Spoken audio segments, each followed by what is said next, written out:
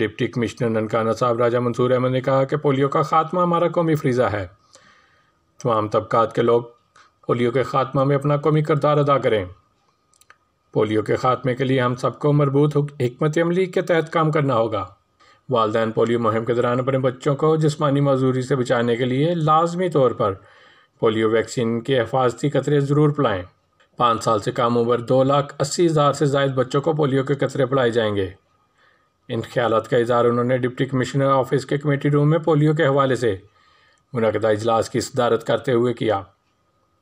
اس موقع پر additional deputy commissioner general Ahmad Kamal, additional deputy commissioner finance and planning Rana Amjad, additional deputy commissioner revenue Asad Muksi, assistant commissioner Nankana Sonia Kaleem, assistant commissioner Shahkot Saba Sahar, assistant commissioner Sangla Hill Amna Maudoodi, chief executive health doctor Shakeel Ahmad سمیت تمام متعلقہ اداروں کے افسران نے شرکت کی۔